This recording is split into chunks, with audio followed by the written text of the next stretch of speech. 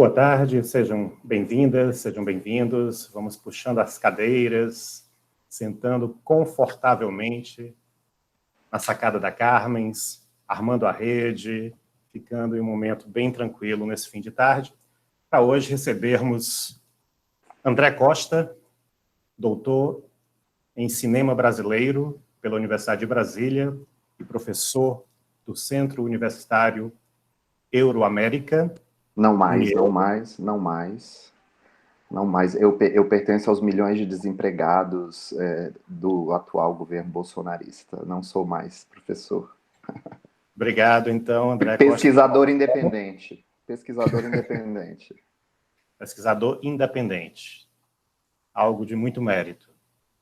E a professora Fabiola Calazans, doutora em Comunicação Social pela Universidade de Brasília e professora da Faculdade de Comunicação Social na graduação e na pós-graduação da Universidade de Brasília.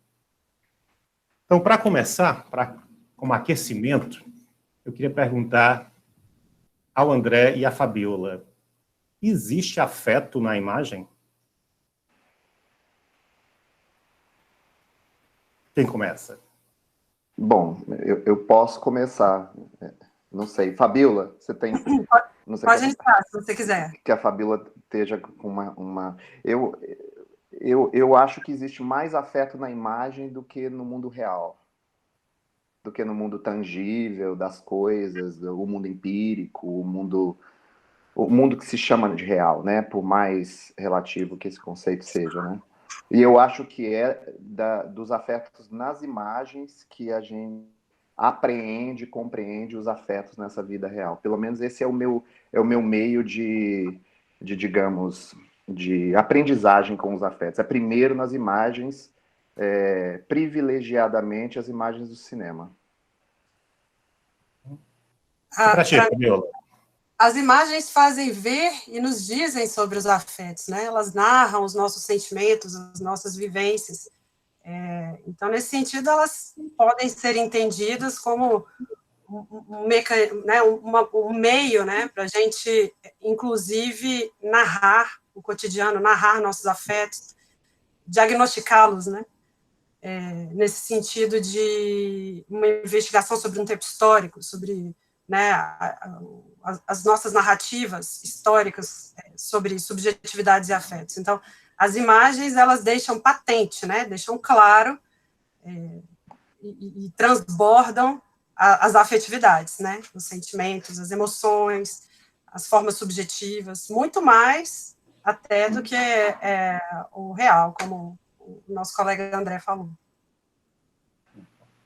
André, eu poderia dizer de um outro jeito, assim, que é pelo cinema e pela filosofia também, obviamente, que eu entendo os afetos. E é desse meio que eu traduzo os afetos para o mundo vivido, digamos assim. E foi ao cinema brasileiro que você dedicou grande parte aí do teu tempo de pesquisa, principalmente durante o doutoramento, né? Estudando o cinema de afetos, principalmente no Brasil, e na obra do cearense, né, o Karim Ainuz, e você se dedicou ao estudo do pertencimento, da amizade, do amor. Então, fala para a gente sobre essa grande pesquisa que você realizou na tua vida. Bom, é um encontro um tanto enviesado, né, digamos assim. O meu encontro e interesse pelos afetos, ele vem já desde o mestrado, que eu fiz na Universidade de Brasília, na linha de pesquisa de cultura contemporânea, quando eu já mergulhava na obra do Spinoza e do Deleuze, em parceria com o Félix Guattari, obviamente, e nos desdobramentos desse campo de estudos aqui no Brasil, com as pesquisas da Sueli Ronick, né? Então, desse interesse é que surgiu o livro sobre a cantora Björk, que é o meu mestrado, que foi lançado em livro, né? Que eu lancei em 2014, mas que não era precisamente uma investigação sobre afetos, né? Mas era sobre subjetividade de artistas, subjetividades singulares, ou seja, um pulo para a discussão sobre os afetos, né? Porque a subjetividade é ela mesma uma noção composta a partir da noção de afetos, né? Então, revendo hoje aqui a minha tese, para me preparar um pouco para esse encontro, esse bate-papo entre a gente, porque, enfim, já tem alguns anos que eu estou distanciado da tese, eu me deparei com a seguinte frase que eu acho assim, bastante paradigmática do percurso inevitável que me jogou na pesquisa sobre afetos, né? Eu costumo dizer que eu precisei sair do Brasil para fazer um doutorado de sanduíche na França para finalmente me encontrar com o cinema brasileiro, né? E, acima de tudo, antes de um encontro com os afetos, foi um encontro com o cinema brasileiro. Então, no meio de uma crise de identidade cultural com a França, que eu estava vivendo, né? E com o meu objeto de estudo inicial, que era o cinema do taiwanês Tsai Ming-liang, eu não sei se vocês conhecem, mas é uma obra que eu recomendo muito. Eu joguei tudo para o alto, desisti do doutorado, mas fui literalmente salvo pelos filmes do Karim Ainous. Literalmente, não é metáfora, literalmente salvo pelos personagens e pela cinematografia do Karim Ainous.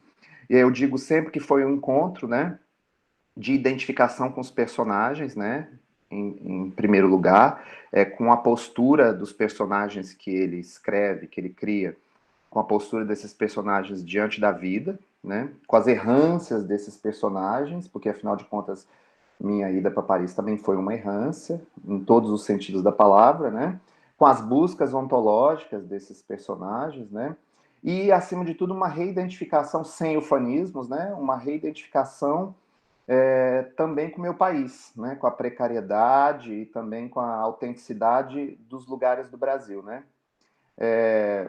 Uma identificação também com as invenções e fugas e potências de vida do brasileiro, né? E não é ufanismo, né? Foi um encontro poético mesmo, né?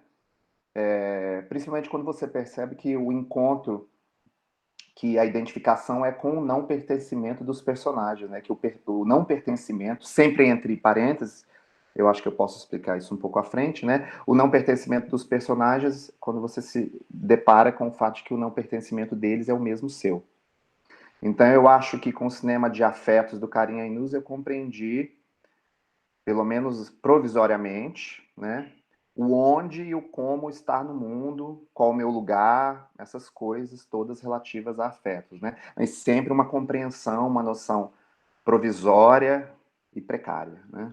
Que está mesmo na base da compreensão sobre os afetos. E por que o foco, André, na amizade, no amor e no pertencimento? São desdobramentos, né? São desdobramentos. São as obras, os filmes e as obras de autores, elas estão povoadas por uma diversidade de afetos, né? Por blocos de afetos, como Deleuze e Guattari teorizam muito bem em Crítica e Clínica, e depois, mais tarde, também no tomo sobre os 2 tomos sobre cinema, Imagem, Movimento e Imagem e Tempo. São blocos de afetos, né? A amizade, no final das contas, é uma decorrência de outros afetos, né? Digamos assim, coloquemos de uma forma bastante informal. A amizade é uma solução para os conflitos de não pertencimento que os personagens enfrentam ao longo das narrativas, né?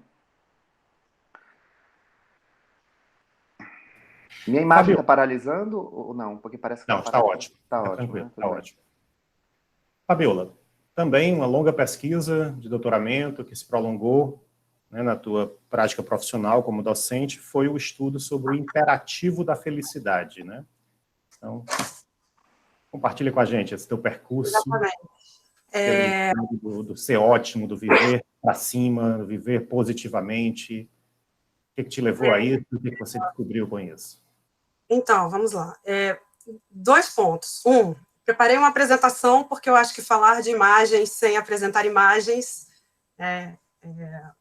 acho que é mais rico até trazer essas imagens para vocês. Então, se vocês me permitem, eu não sei, Cavalcante, se seria a minha hora de fazer a fala mesmo, ou se a gente vai fazer... Mas, assim, agora mesmo. Momento, você faça ela dialógica, me interrompa, porque eu preparei uma fala um pouco extensa, no sentido de cumprir o tempo que você me permitiu de diálogo, né? De apresentação, perdão. Pode usá-la à vontade.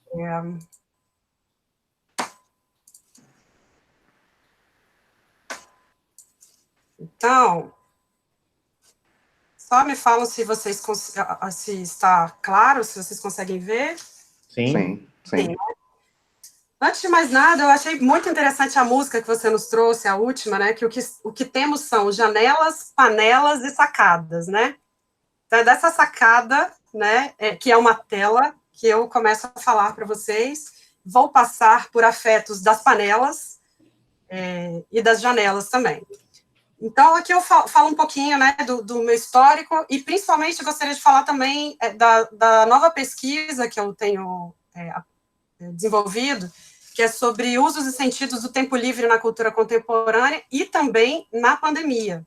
Então, essa é uma nova pesquisa, que já tem um ano essa pesquisa, e o primeiro gesto que eu apresento aqui, epistemológico, para a gente pensar, é exatamente essa cartografia das imagens, com uma possibilidade de perceber, sentir, narrar e diagnosticar o cotidiano, exatamente dessa primeira pergunta que você nos trouxe, né, Cavalcante? Entendendo, então, a imagem como essa forma de apresentar modos de ser e estar no mundo. As minhas inquietações iniciais, que eu gostaria de partilhá-las com vocês sobre esse convite que o Cavalcante me fez, né? Então, o que estamos nos tornando? Por que adotamos certos modos de viver e não outros? Como sentimos ao buscar compatibilizar nossos corpos com certos modos de viver contemporâneos? Quais afetos, valores e crenças estão incorporados nesses modos de viver? Então, aqui eu trouxe um esquema, né, imagético, para a gente pensar exatamente esse tempo histórico que a gente vive, no qual as tecnologias, né, elas não são neutras, mas elas incorporam determinados modos de viver e não outros, né, e que acabam por sugerir nossos modos de vida, nossas atuações corpóreas e afetos.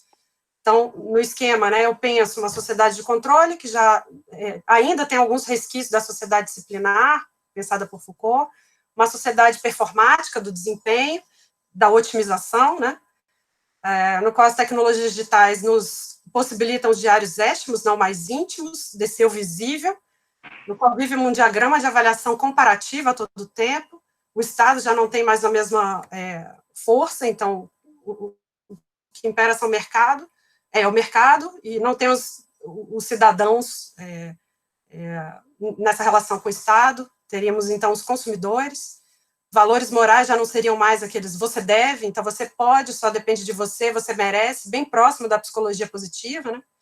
E crença na otimização generalizada. Então, aqui um esquema imagético também, para a gente perceber essa publicização da vida íntima e privada.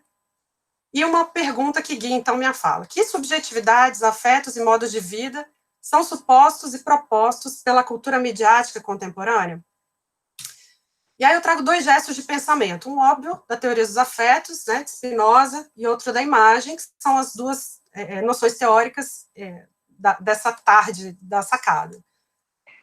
Então, na teoria dos afetos, a gente tem uma definição bem interessante de Spinoza, como essa potência de agir aumentada e diminuída, estimulada ou refreada, né?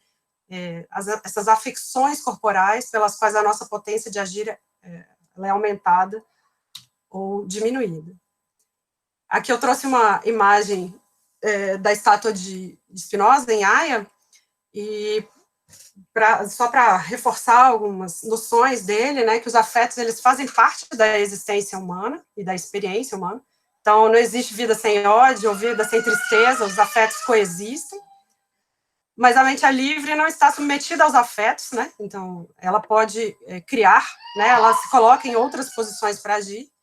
E ele exatamente vai escrever sobre afetos no livro Ética, né? Nesse Ética, que ele vai pensar os afetos associados, relacionados, né, com a ética, e a ética é relacionada ao que aumenta a nossa potência de agir, né?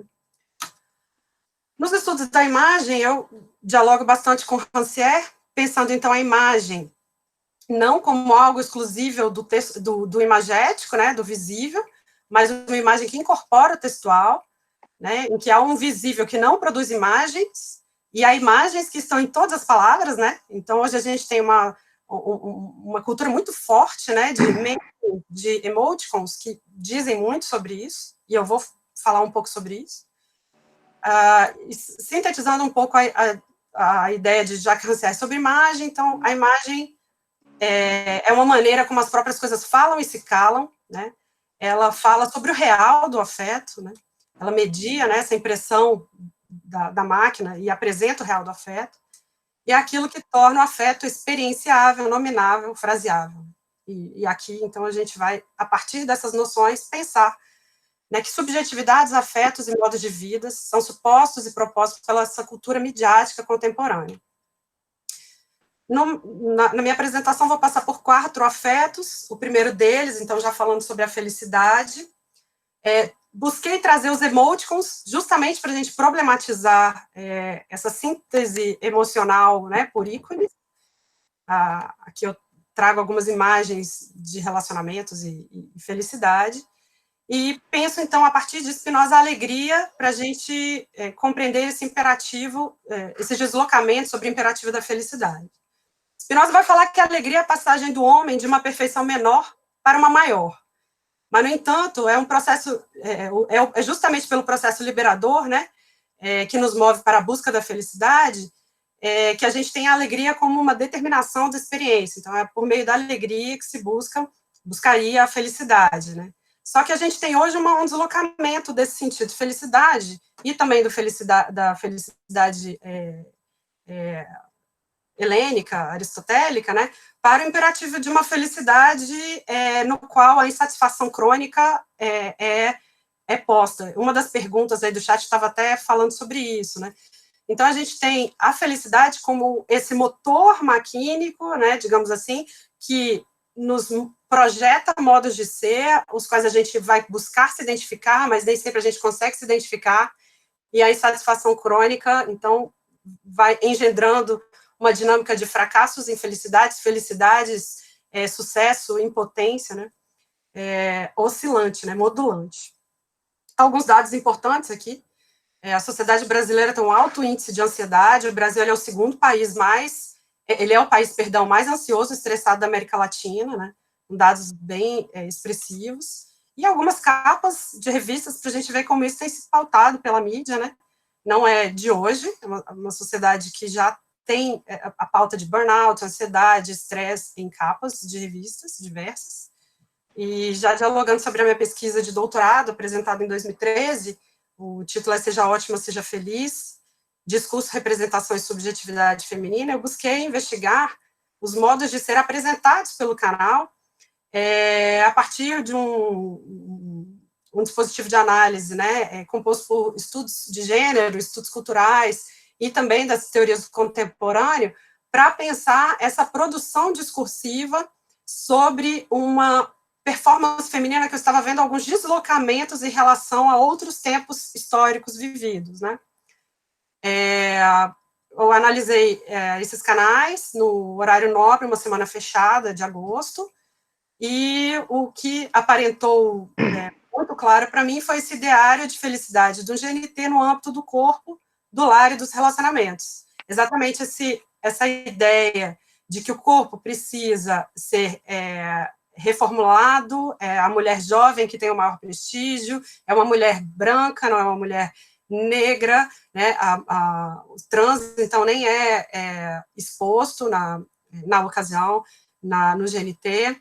A gente tem um silenciamento de outros corpos, o corpo ele precisava ser reconfigurado para ser otimizado e considerado, então, feliz, né.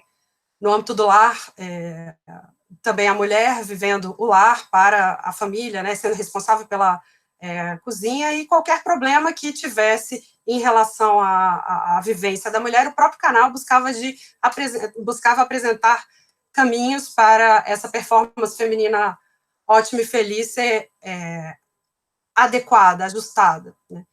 Então, a tese é a ideia da performance feminina ótima e feliz, que eu trato como uma mitologia performática, atrativa, né, que reordena a feminilidade, em busca da juventude, beleza, magreza, saúde, harmonia do equilíbrio nos relacionamentos. Ela funde as imagens femininas da boneca do amor, da mística feminina e do mito da beleza, e pensa, então, problematiza essa gestão de si como sinal de sucesso e responsabilidade, né? O indivíduo autônomo, responsável por si, por esse sucesso e responsabilidade.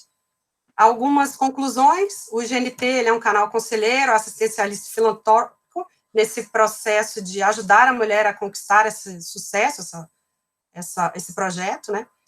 Com normatizações e prescrições da performance ótima e feliz. E aí eu vi, obviamente, né, como ficou claro nas imagens, mais permanências e ressonâncias que rupturas e resistências, né? E aí eu problematizo para a gente pensar quais felicidades são propostas pela cultura midiática contemporânea, quais modos de vida são sugeridos por essas imagens, e eu já pulo para o ódio. Então, na primeira busca que eu fiz por ódio no Google, apareceram essas imagens. A gente tem pelo menos 3 imagens relativas à política, né? 2 mostram o Bolsonaro, uma arma, com imagens que nos fazem problematizar que momento é esse que a gente tem vivido, né?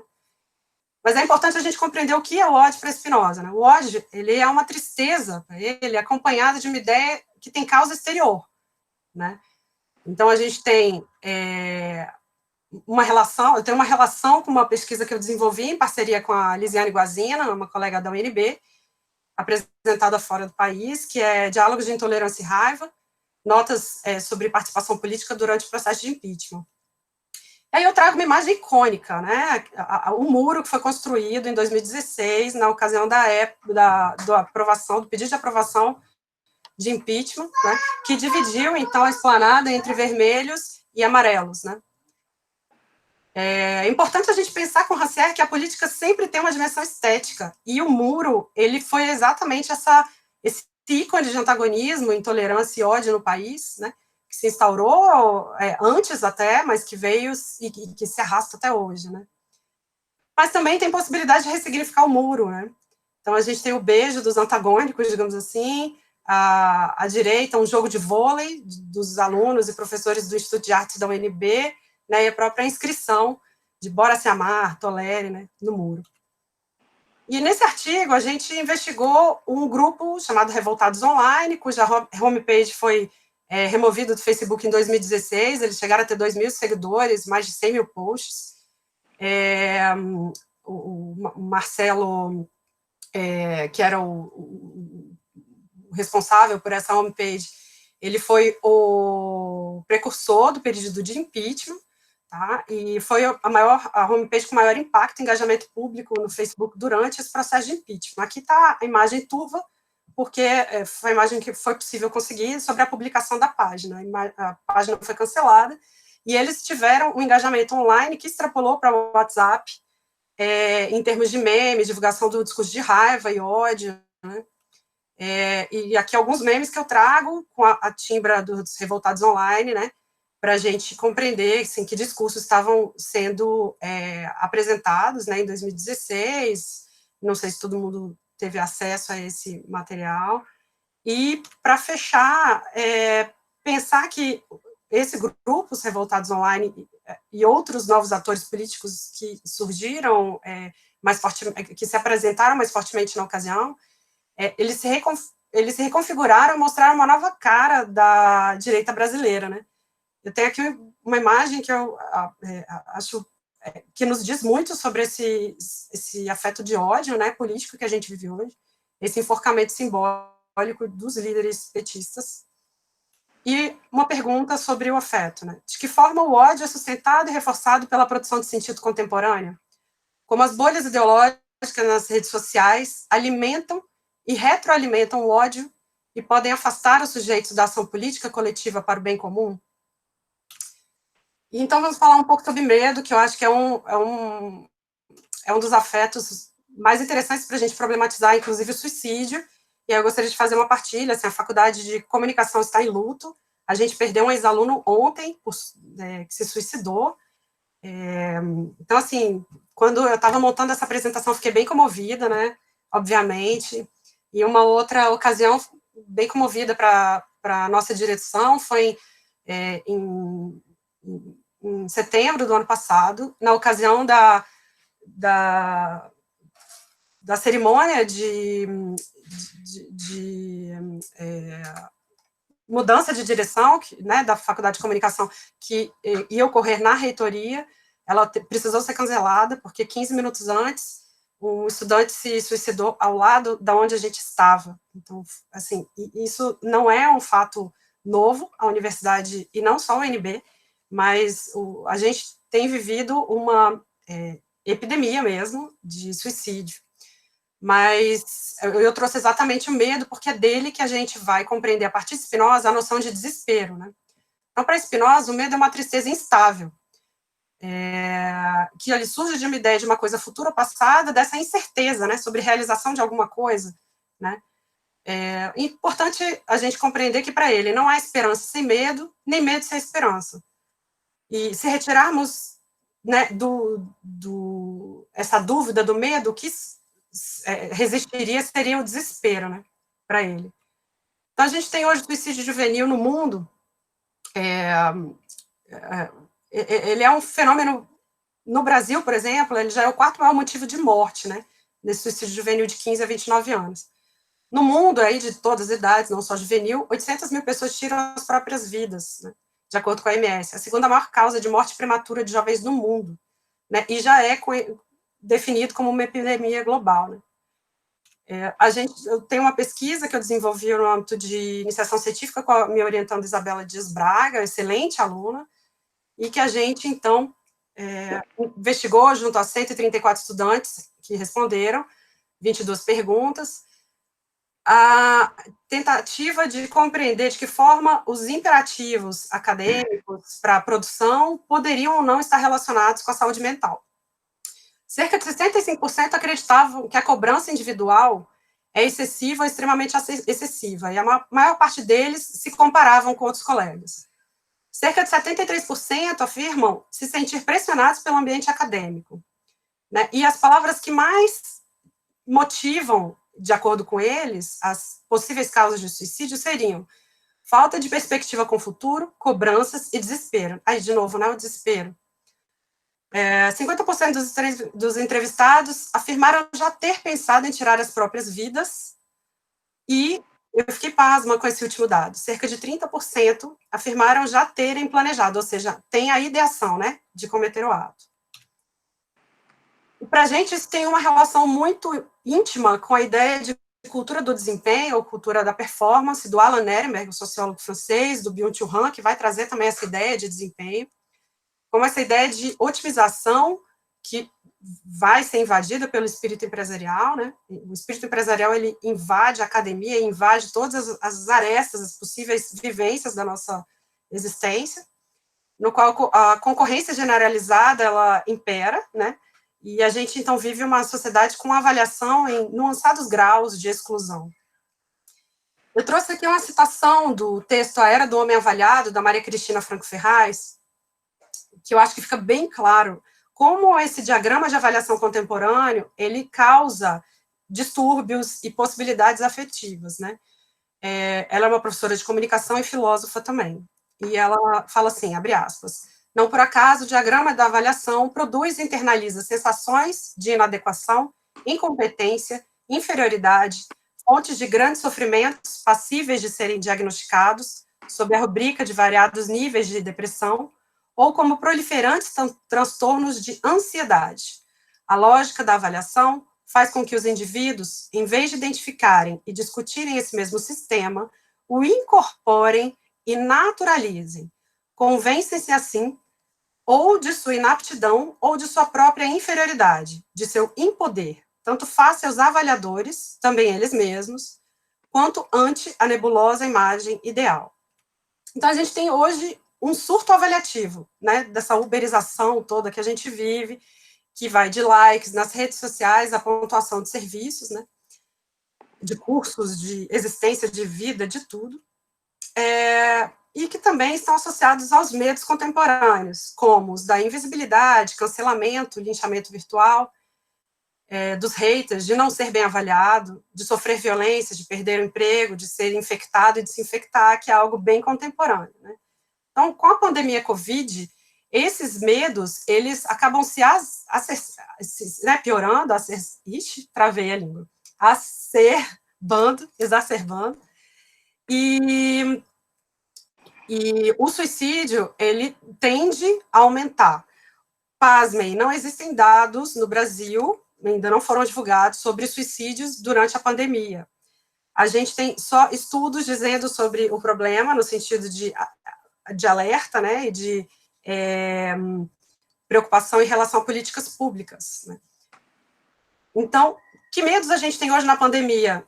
Do contágio fácil, da letalidade alta, isolamento, né, o excesso de fake news, as incertezas diversas, né, que nos causam, né, pânico, ansiedade, angústia, medo, desespero, desamparo e etc.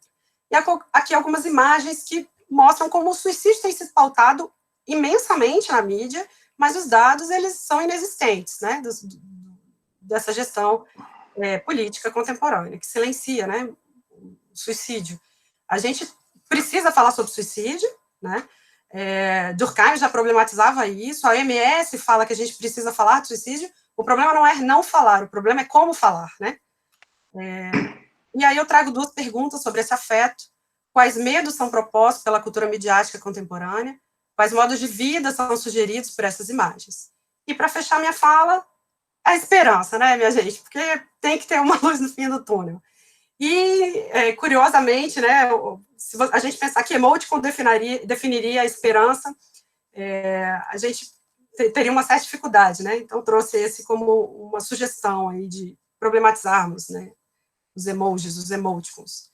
A esperança, para Spinoza, ela é uma alegria instável, né, e que surge exatamente dessa mesma ideia do medo, né, sobre alguma coisa futura ou passada, de algo que temos dúvida que vai se realizar, ou como a gente se sente a partir disso. Mas não há esperança sem medo, nem medo sem esperança. E os espaços de esperança contemporâneos, importante a gente compreender que onde o espaço não chega, a solidariedade é um caminho potente, e hoje é o dia do voluntário, né? Então, mais do que nunca, a solidariedade ela é celebrada no dia de hoje. Eu trago análise de duas hashtags a partir de imagens, são só ideias, eu não tenho uma pesquisa desenvolvida sobre elas ainda, dessas vozes da periferia, para mostrar que a solidariedade é lá na quebrada, que ela tem sido apresentada, né? Desde informação sobre lave as mãos, como é que você deve cuidar da higiene, né? O auxílio dos velhinhos, né, das pessoas de risco, mas também sobre sanitização, né, do morro, sobre ficar em casa, né, compartilhar a água que você tem em casa, né. E a gente tem uma reorganização da favela, das quebradas, em função desse silenciamento do Estado em relação às políticas públicas das periferias, né, a favela criando, então, seus próprios presidentes, os voluntários sendo as principais pessoas para levar a solidariedade ao morro, às comunidades. E aí eu deixo duas perguntas, né, os modos de vida que adotamos hoje, eles são compatíveis com a solidariedade e a esperança que queremos? Que transformações éticas e estéticas podemos engendrar para a existência de outros devires mais solidários? E fechando, pensando exatamente no encontro, a importância dos encontros, né? Que a esperança ela está na potência dos encontros, né? O encontro como algo fundamental para os afetos. Spinoza já falava, né?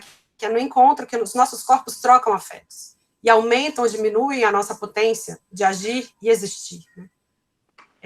Ainda que virtuais, né, como o nosso encontro de hoje, os bons encontros, eles produzem afetos e potências de agir. Então, nesse sentido, eu já agradeço que a gente aqui em Brasília está vivendo a época dos IPs, né, André?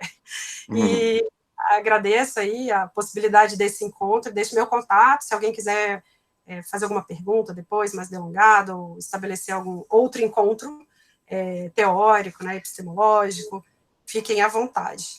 E é isso, eu queria partir dessa apresentação, que eu acho que as imagens vão refletir, vão dizer muito sobre a nossa contemporaneidade, esse diagrama que a gente vive de avaliação, como a gente está hoje, né? O que estamos nos tornando? Né? O que queremos ser? E é isso, Cavalcante. E Fabíola, muito obrigado. E, inicialmente, receba os nossos pêsames extensivos a todo o colegiado da Faculdade de Comunicação da Universidade de Brasília e aos familiares do estudante que se suicidou ontem, né? E na Carmens, nós sempre repetimos que uma vida perdida é responsabilidade de todos nós. Então, cada suicídio, nós somos responsáveis pelos suicídios, porque nós sustentamos as instituições que estão sequestrando as psiques, as almas humanas. Então, nós somos responsáveis por cada suicídio, por cada vida ceifada. E quem chegou há pouco, quem apresentou foi a professora Fabiola Calazans. Ela é professora da Faculdade de Comunicação da Universidade de Brasília. Tá?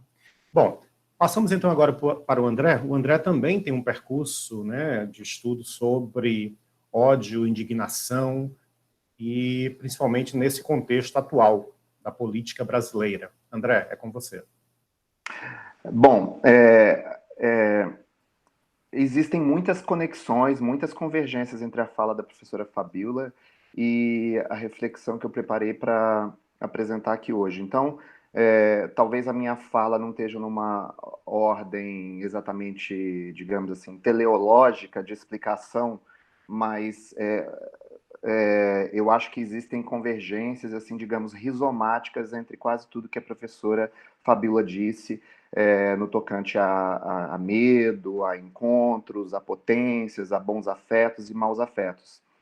E eu procurei, a partir da tua proposta, Cavalcante, eu procurei centrar essa minha reflexão na ideia das imagens e dos afetos, né? Nessa dualidade aí, para falar principalmente sobre a potência, digamos assim, de redenção das imagens contemporâneas. E são imagens que a gente tem que procurar, né? Porque a maioria das imagens que nos invadem diariamente são imagens, digamos assim, de sideração, de enlouquecimento, de tristeza, né? Então, a partir disso, eu tenho que lançar uma pergunta de como é que a compreensão dos afetos, como a compreensão do que são afetos, isso é uma compreensão importante, que para mim não são emoções, isso é um ponto bastante controverso, né, da minha pesquisa. Afetos não são emoções, afetos são energia circulante, né? Como é que essa compreensão de um ponto de vista racional, porque tem que ser racional, porque meu ponto de partida é o Spinoza, que era um racionalista, apesar de escrever sobre afetos, né? É um dos fundadores digamos assim, da modernidade.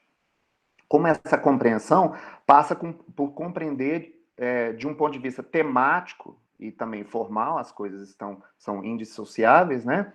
É o que eu compreendo como cinema de afetos. Né? Então, essa busca pelas imagens de redenção passa pela compreensão do que eu compreendo, do que eu entendo, do que eu chamo, do que eu teorizo como cinema de afetos. Né? Então, como é que a gente poderia definir o que seja cinema de afetos? Né? Também lançando a ironia, né? Como se quase todo cinema, desde sempre, não fosse também puramente cinema de afetos. Né? O que eu chamo de cinema de afetos a minha noção do termo, né, é um termo que eu pensei, que eu penso ainda, para o que tem sido chamado no Brasil, particularmente sobre o cinema, particularmente uma safra de produção de cinema nacional, né, que vem sendo chamado pelo pessoal do cinema de cinema pós-industrial, de cinema de garagem, ou de novíssimo cinema brasileiro, né, uma safra de filmes aí que surge mais ou menos esquematicamente, não com muita precisão, mas esquematicamente a partir aí de 2002, com Madame Satã, do Karim Ainuz, e logo depois O Céu de Sueli, também do Karim Ainuz, né? E que se desdobra e que se transforma ao longo desses 20 anos aí, tomando outras nuances, debatendo outras questões, mas mantendo essas formas fílmicas que são relativamente as mesmas, né? Então, é importante essa compreensão de um ponto de vista formal, né? Quem tiver interessado em buscar esse tipo de cinematografia, né, são filmes que circulam assim em torno de um tripé de festivais no Brasil, né? O Festival de Cinema Brasileiro de Brasília, o Festival do Rio, que é um festival internacional, mas tem muito cinema brasileiro também, e a Mostra de Cinema de Tiradentes, principalmente neste último, né?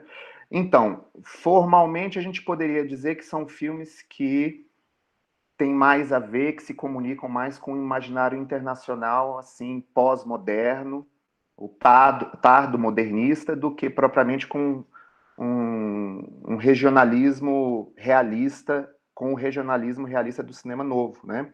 Então, as referências desse tipo de cinematografia nacional passam a ser menos, né, por exemplo, Nelson Pereira dos Santos e Glauber Rocha, e passam a ser nomes como, as referências passam a ser nomes como o Wong Kar-wai, o polonês Kieslowski, o grego Angelopoulos, os franceses Claire Denis, Bruno Dumont, e decisivamente o cinema do taiwanês Tsai Ming-liang, herdeiro do Truffaut.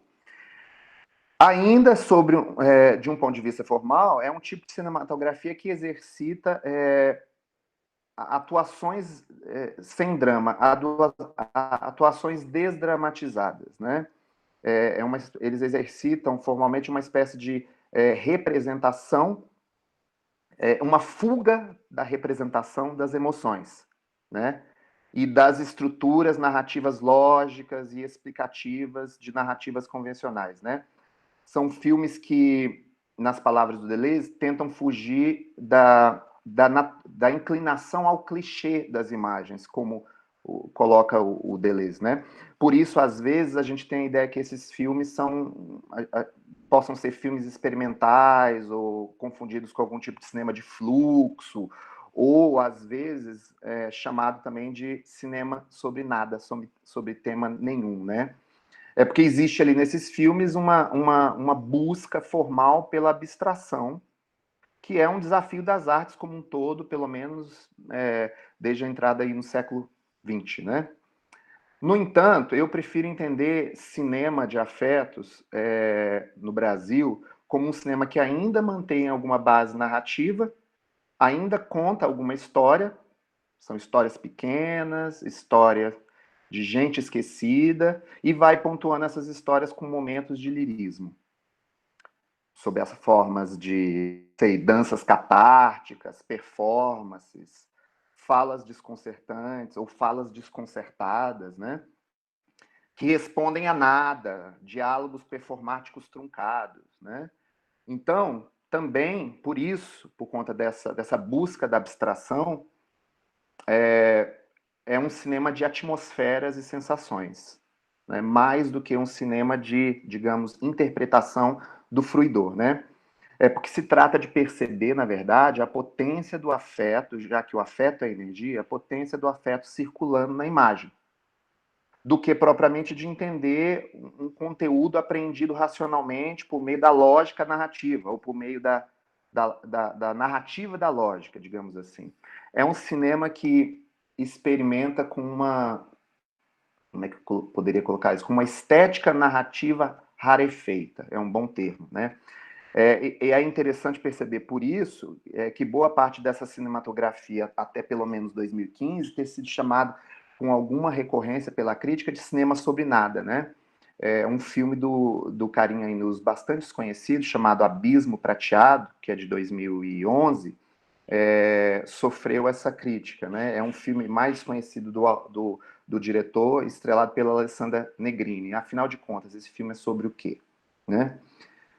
Então, são filmes aí que foram se contaminando com essas formas e essas temáticas afetivas, né?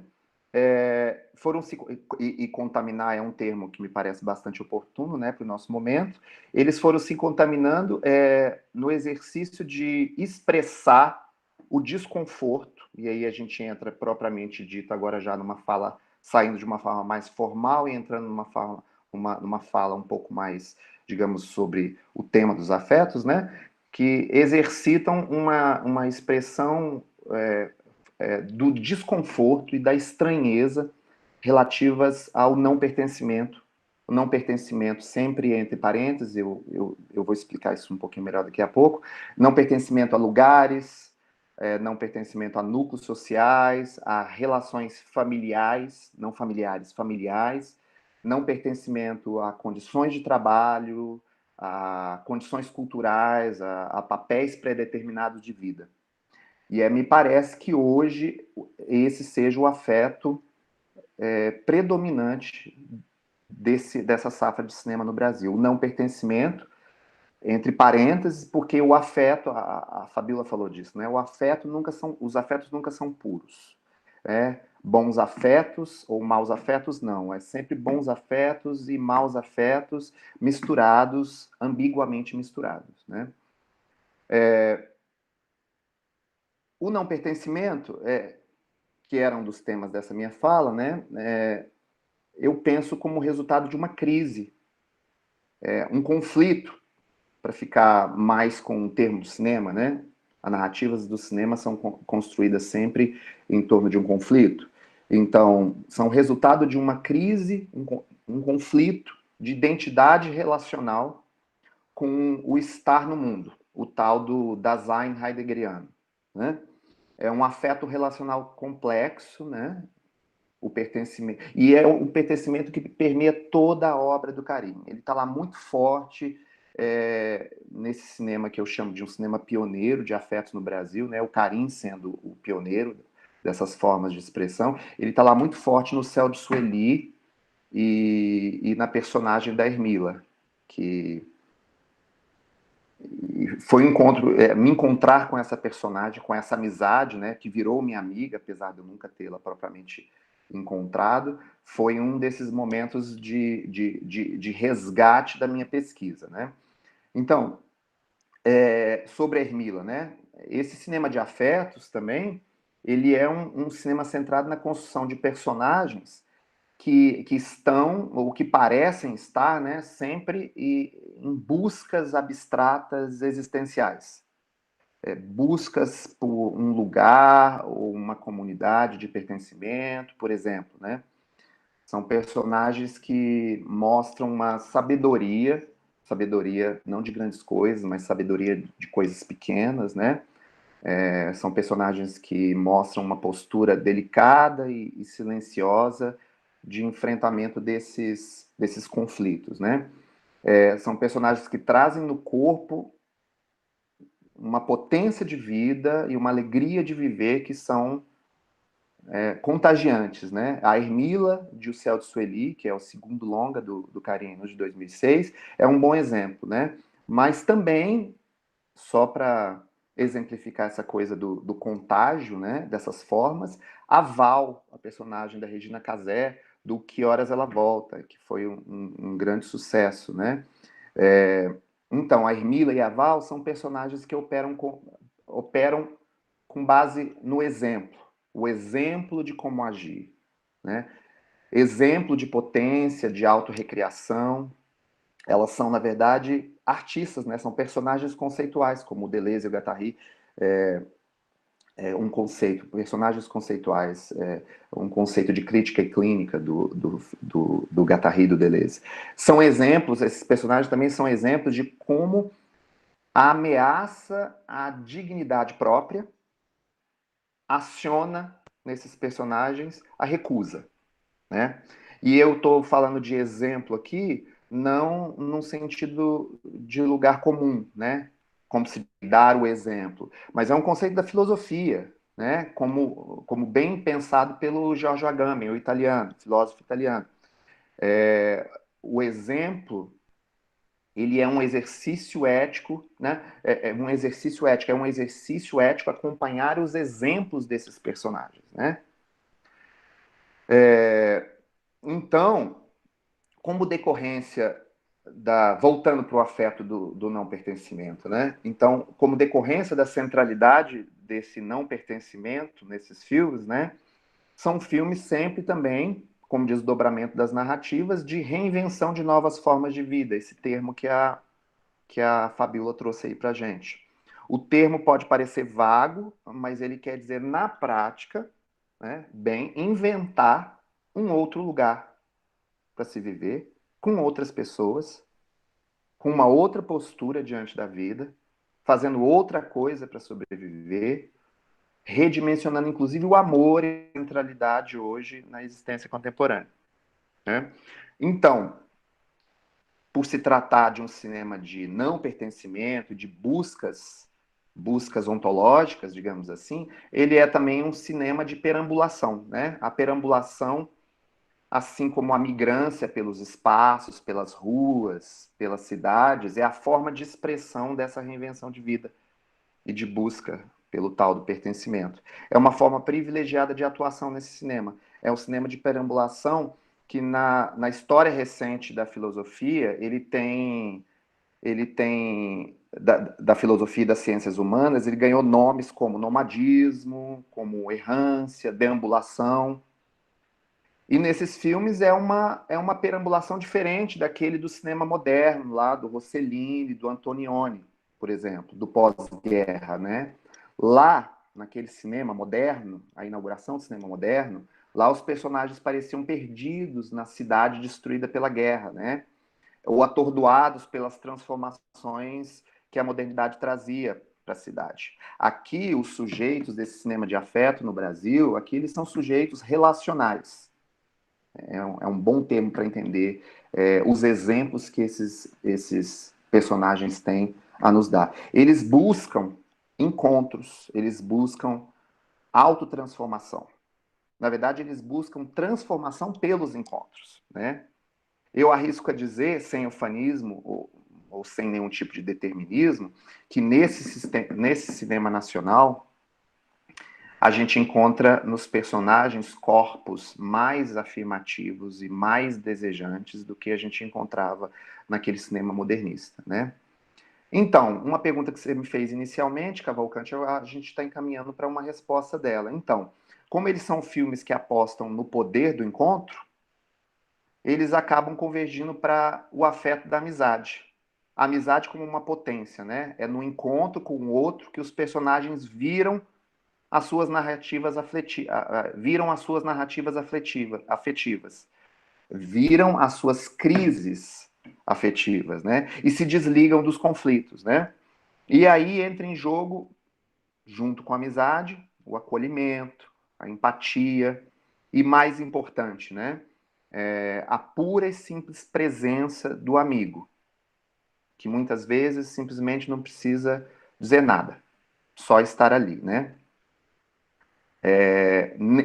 Tem toda uma desconstrução da amizade idealizada nesses filmes, tá? Os personagens secundários, eles estão aí para cumprir esse papel, né? São amizades mostradas, são amizades não apegadas, são amizades não ansiosas, não projetivas, sem transferências, e são principalmente amizades de admiração pelo exemplo que o amigo tem a compartilhar, né? Embora o amigo também, às vezes, possa desempenhar o papel do paresista, né? Aquele que está ali na imagem, para dizer a verdade que o amigo precisa escutar, literalmente, jogar na cara essa verdade, né? Então, são filmes também de amizade, muito por conta desse novo paradigma de produção de filmes, dessa safra brasileira, que é um tipo de cinematografia muito baseado na ideia dos coletivos, né?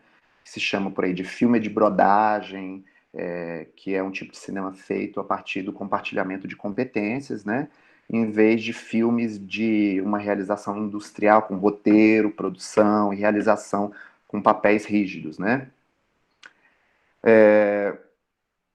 Então, mais recentemente, principalmente com a crise, com o aprofundamento dessa crise política no Brasil, nos últimos, digamos aí, 5 anos, talvez um pouco mais, houve um desdobramento, uma transformação desse cinema de afetos numa espécie de cinema político, né? Desse cinema de afetos, digamos assim, mais abstrato, mais sensível e delicado, em um cinema político, politizado, né? Centrado mais, digamos assim, em questões brasileiras. Que, por sua vez, também não deixa de ser um cinema de afetos, né? Mas outros afetos resultantes mais, assim, digamos, explicitamente de questões sociais, questões espaciais, questões econômicas e culturais do Brasil atual, passaram a ser a temática desses filmes. E é um cinema que, do meu ponto de vista, a partir do momento atual da minha pesquisa, do meu olhar, da minha curiosidade, é um cinema que tem promovido, que tem tematizado muito a indignação, né? É um novo afeto desse cinema político no Brasil. Não é um cinema exatamente de revolta, porque, como afirma o Agamben, né, a revolta pode ser um afeto infantilizado que não te tira do registro da vociferação, mas a indignação, né? O Flusser também vai teorizar a indignação, né? Para quem esse afeto é uma etapa anterior necessária para a ação, para a mobilização, para a proposição.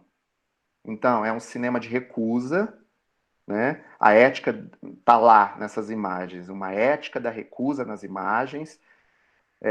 E isso também, de certa forma, eu percebo isso como uma tendência bastante recente, mas isso já estava inaugurado lá pelo cinema do Karim Aynuz já no começo do século, né? Há 20 anos atrás, digamos, 25 anos atrás, com O Céu de Sueli, com Madame de Satã, que também são filmes de recusa, né? A indignação, a recusa, a autorreinvenção, como um percurso ético que esses personagens mostram ao longo das narrativas, né?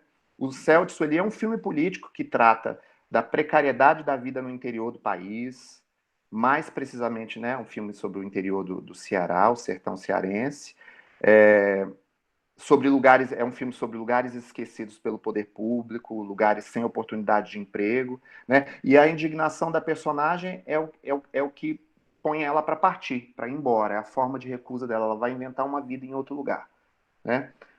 O Som ao Redor, famoso, né, do Kleber Mendonça, assim como o Aquários também, de 2016, o Som ao Redor de 2012, Aquários de 2016, ambos do Kleber Mendonça, são filmes políticos também, de indignação em relação à especulação imobiliária, e aí eu já entro em questões, digamos assim, não exatamente arquitetônicas, mas questões espaciais, né? Problematizações espaciais. Então, são filmes de indignação em relação à especulação imobiliária, em relação a uma forma de arquitetura de encapsulamento urbano dentro de condomínios e que vai mudando a cara das cidades, vai destruindo patrimônio histórico, excluindo populações locais, seus lugares, né? E são filmes que denunciam essa lógica perversa, digamos, de condominialização das formas de morar, né? E são filmes nesse sentido também de não pertencimento, né?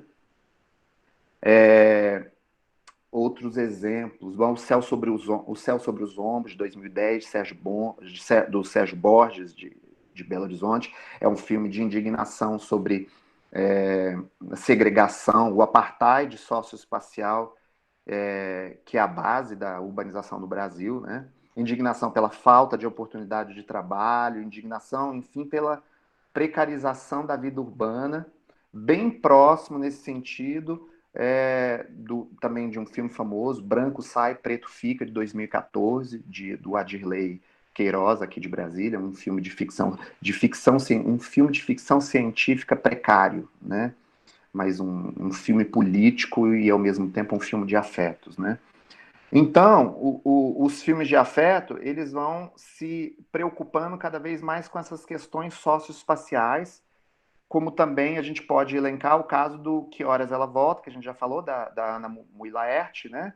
Que o filme mostra como é que o espaço, precisamente como o espaço não é só a cidade, né? A escala também é a escala da moradia. Como é que o espaço da casa burguesa impregna valores elitistas e a hipocrisia. Não é à toa que a personagem da Regina Casé, ela se recusa a continuar compactuando com o esquema, ela se recusa com o pacto de fingimento e, literalmente, ela se reinventa, sem querer dar nenhum spoiler, né, para quem porventura não tenha assistido, né. Então, esse tipo de filme de afetos, eles vão tendendo no Brasil, atualmente, a ir se tornando filmes sobre o espaço, sobre as questões de toda ordem existenciais que estão impregnadas no espaço e que são condicionadas pelo espaço, né? Então, esse tipo de filme vai se tornando aquilo que o Deleuze chamava de paisagens pós-humanas, né? e que um amigo meu, o professor Denilson Lopes, de estética, professor de estética da UFRJ, chama de afetos pictóricos, né? E que eu entendo hoje simplesmente como cinema de afeto, cinema de arquitetura, né? Então, são filmes sem atores, em que o sujeito, o ser humano, desaparece para dar lugar ao espaço como personagem, né? Então, novamente, para ressaltar o pioneirismo do Karim Ainous, não a genialidade, o pioneirismo, são coisas diferentes, né? Da cinematografia do Karim Ainous, já na primeira década do século, né? O Viajo porque preciso, volto porque te amo. Eu não sei se vocês já assistiram, mas é um filme belíssimo, arrebatador, e é um ótimo exemplo de como o cinema de afeto vai convergindo para isso que eu estou chamando de cinema de arquitetura, né?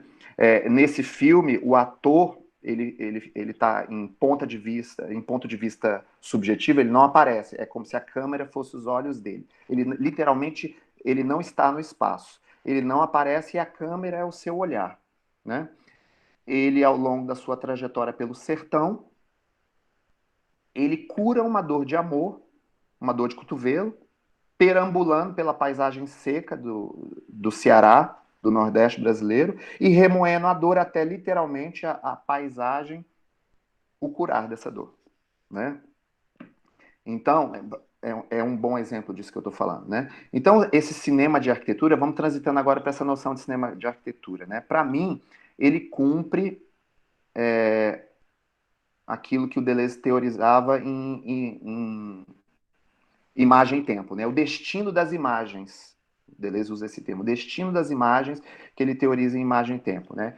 Que é o das imagens se transformarem, que é o cinema se transformar em puro, as imagens do cinema se transformarem em puro pensamento, em signos imagéticos puros, né? Se desligando de qualquer história, né? É um tipo de cinema que não necessariamente sem sujeitos, né? Mas o espaço construído ou natural, só para a gente ficar dentro de termos teóricos da arquitetura, é a contingência existencial mais imediata dos sujeitos, né? A gente está falando aqui de cinema de cidades, cinema sobre cidades, né? Como, por exemplo, um mais recente, O Homem das Multidões, de Marcelo Gomes, que é um parceiro bastante frequente do Karim Ainous. É um filme lindo sobre solidão e não pertencimento ao caos das cidades, né? Outro também filme muito bonito, O Transeunte, do Eric Rocha, de 2012, que é o filho do Glauber Rocha, né? É um filme muito bonito. O filho do Glauber Rocha se vocês não conhecem ainda, é um super diretor, né? Mas também hoje esse cinema trata a arquitetura como principal. O que eu quero dizer é que esse cinema de arquitetura, quais são os temas privilegiados desse cinema de arquitetura mais contemporâneo, né? Mais politicamente, digamos assim, engajado, né? É um tipo de cinema que tem tratado hoje a arquitetura como um agente de transformação material e geológico do planeta, a arquitetura como o principal agente de transformação da materialidade da Terra. Logo, também a gente está falando sobre um cinema sobre a natureza, sobre matéria terrestre, um cinema sobre transformação da coisa natural em coisa artificial. E isso está relacionado diretamente às questões dos afetos nas imagens, né? Pode parecer um salto de um tipo de cinema para outro completamente diferente, mas tem uma relação intrínseca entre cinema de afetos e cinema de arquitetura. Se a gente percebe, por exemplo, que O Viajo Porque Preciso, Volto Porque Te Amo, do Karim Ainous, de 2009, é um filme também sobre geologia.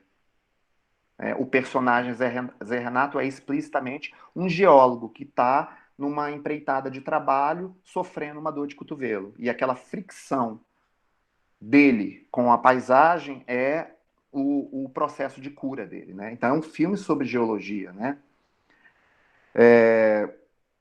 E quais são, assim, e aí a gente vai encaminhando já para uma conclusão da fala e essas questões finais algumas dessas questões finais que a Fabíola tinha elencado, né? E quais são, então, os temas privilegiados debatidos por esse, digamos assim, cinema de arquitetura, né?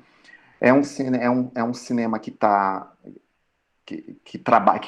que debate o tema da habitação, né? Como morar, novas formas de morar, reinvenção de novos modos de viver e de morar, né?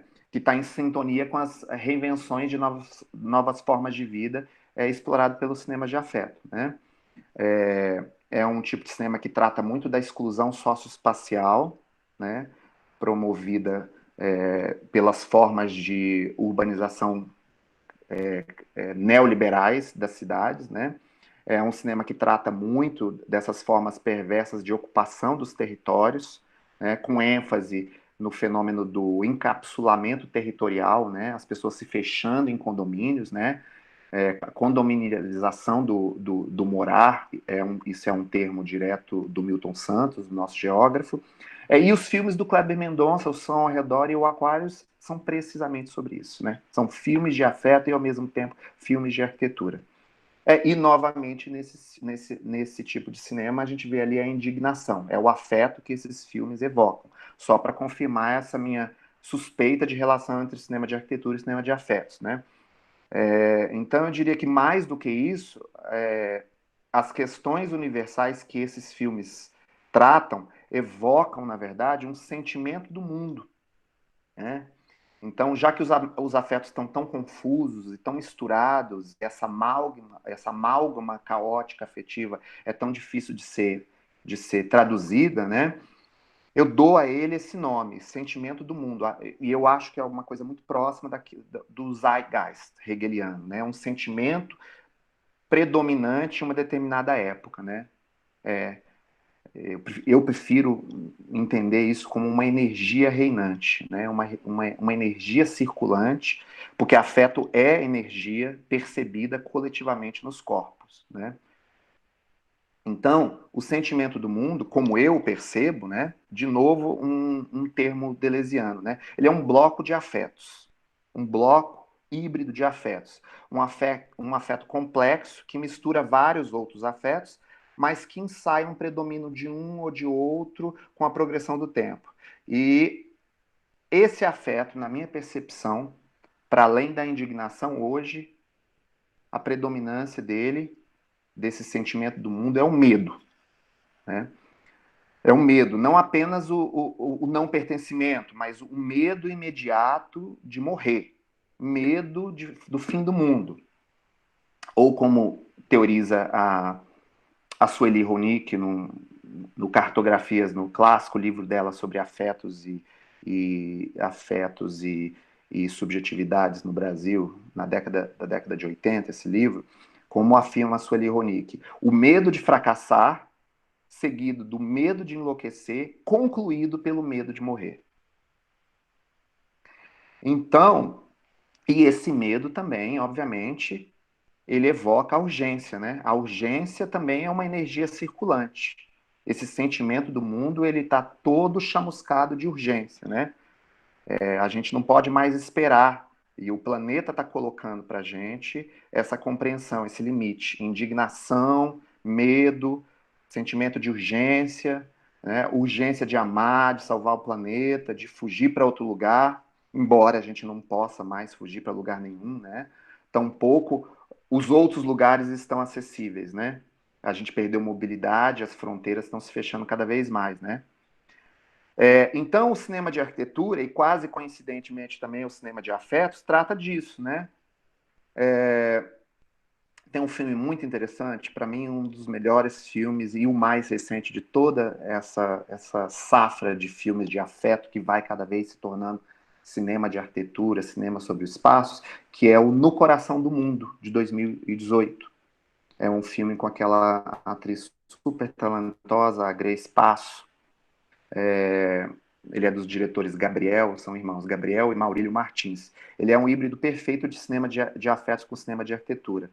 É mais um filme indignado de afetos que trata de exclusão socioespacial, de precariedade do emprego no Brasil, que empurram as pessoas para o crime. né? E para a morte, para a violência. E nesse filme, curiosamente, a personagem da Grace Passo, ela, na altura do desdobramento, da virada narrativa do filme, ela indignada e ao mesmo tempo já inventando para si outras formas de vida, né? Ela vai dizer assim: no coração do mundo é o próximo lugar, é para onde a gente quer ir, é onde a gente quer pisar, para onde vai o desejo da gente. Aqui não é mais o meu coração do mundo, já foi, mas não é mais, acabou. Agora eu quero ir para o próximo lugar. Só isso. E, aproveitando, só para encerrar, né? A semelhança intencional do nome do filme, No Coração do Mundo, com o livro do Drummond, O Sentimento do Mundo, né? Esse sentimento do mundo que nunca foi tão atual, né? E o Drummond já lá na década de 80, escrevendo isso. Se vocês me permitem, né, ler 2 trechos, eu acho paradigmáticos dessa energia que vibra no mundo hoje e que permeia boa parte desses filmes, que é esse sentimento do mundo. Eu vou ler rapidinho 2 poemas bem curtinhos do Drummond, desse livro aqui. Espero que vocês estejam vendo, a câmera tá. O Sentimento do Mundo, tá dando para ver? Sim? O Sentimento do Mundo, Drummond. Então, lá na página 35, página...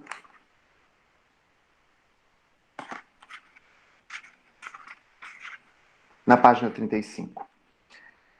Congresso Internacional do Medo. É um poema sobre morte, né?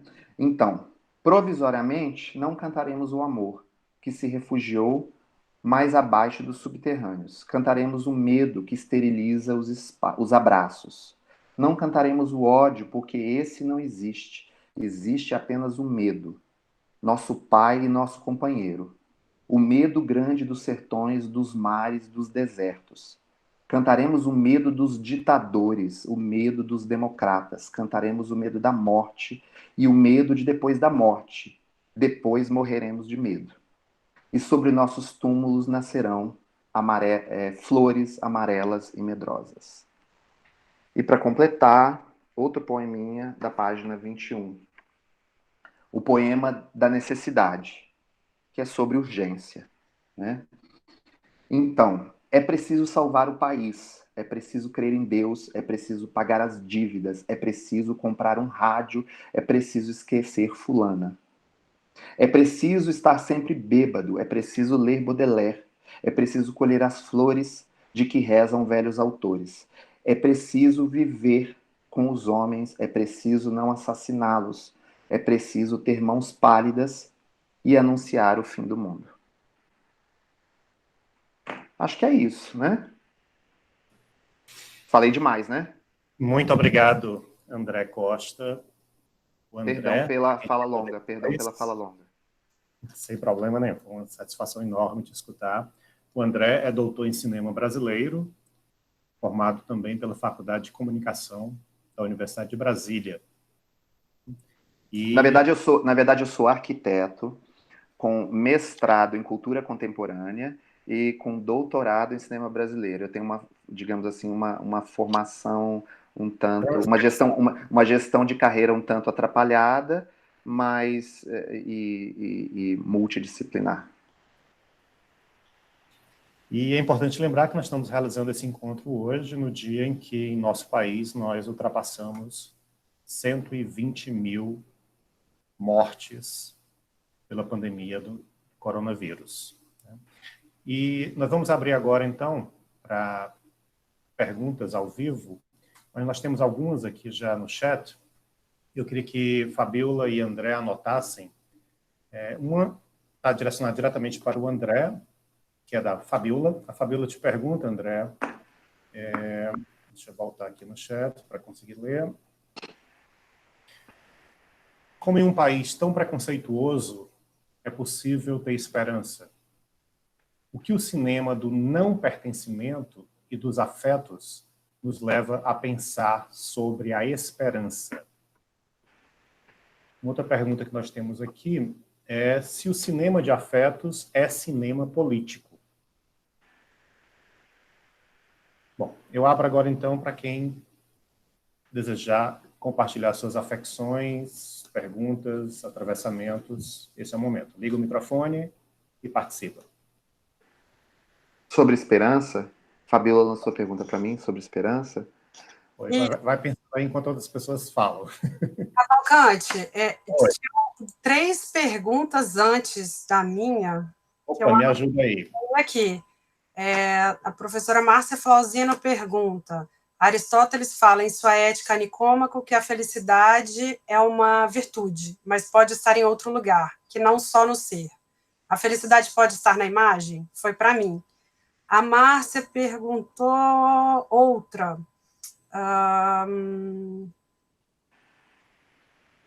Aqui. Nas convenções das eleições americanas, republicanos falam de medo, democratas mostram a esperança. Nesta avaliação propositadamente dicotômica, qual das duas forças pode ser mais forte? A Joyce fez uma pergunta, comentário, eu não sei se... que na verdade foi pergunta, não sei se eu acabei respondendo, não sei se ela está aí. Se a gente mantém a pergunta, Joyce. Que ela pergunta o seguinte, foi às 16h11 aí no chat, se você quiser ver. As imagens também podem ser vistas como algo, em alguns casos, que traz algo fora do nosso alcance e que isso faz com que o telespectador espectador se frustre. Tipo, muitas pessoas têm contato com cinema e teatro, entre outros meios. Lá eles exalam e mostram um tipo de afeto em determinadas situações que pode acabar fazendo o telespectador idealizar e querer aquilo, mas acabam se frustrando por não conseguir. Foram essas que eu anotei antes, aí eu acho que é isso. Não sei se... Ainda tem mais aqui 2 que eu estou localizando. O Otávio diz que nesse cinema de afeto, a estranheza com o mundo em redor passa pelo mecanismo da empatia. A recepção se identifica com os sentimentos e as pulsões do herói. Uma outra participação, que bom, tem muitas participações, muita gente instigada com a fala de vocês. Gente, vocês me permitem só um segundo? Eu preciso ir ao banheiro com urgência. Eu vou deixar a Fabiola começar as respostas. Vai lá, à vontade. Em 2 minutos eu estou de volta. Tranquilo, André. A Márcia fala... Você acha que... Bom, a gente pode abrir nesse momento, então, para alguém que queira fazer comentários, perguntas ao vivo. Só liga o microfone, fala, e, de preferência, nesse momento, direcionado à Fabiola, que está aqui ouvindo.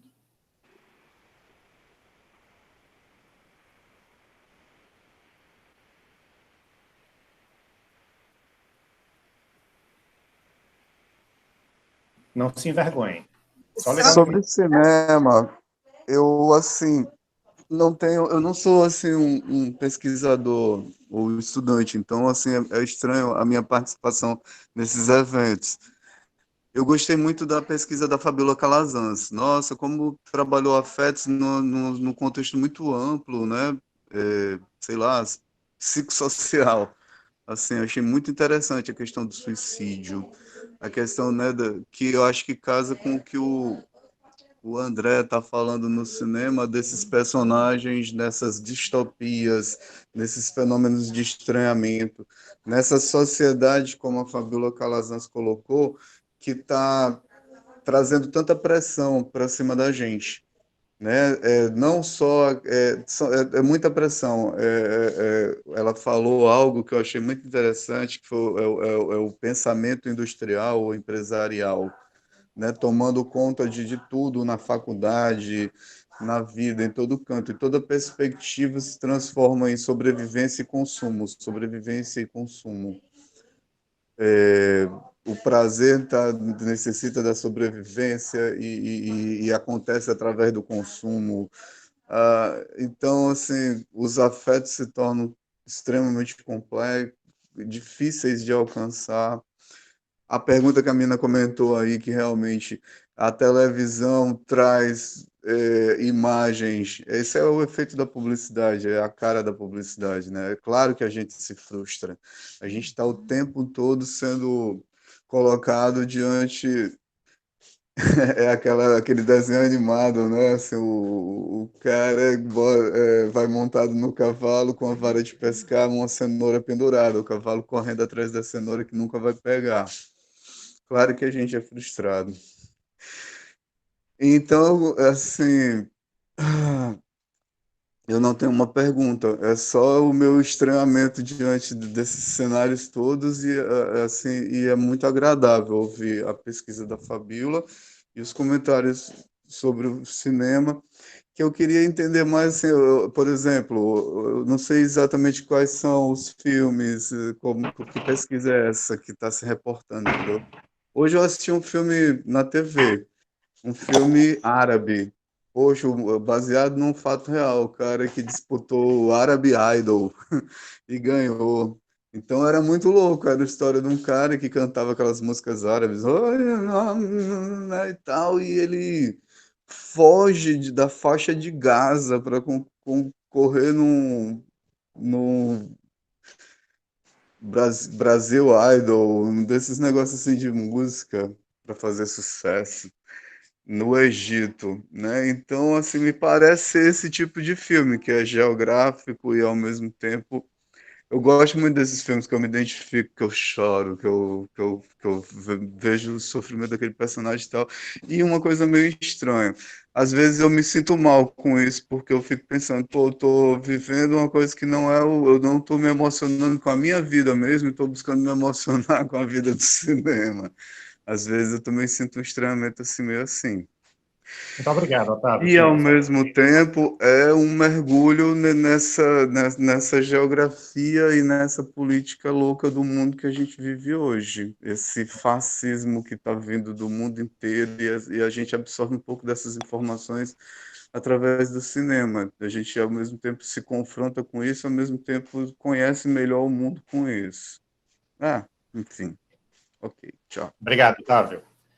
Vamos abrir para mais uma participação ao vivo.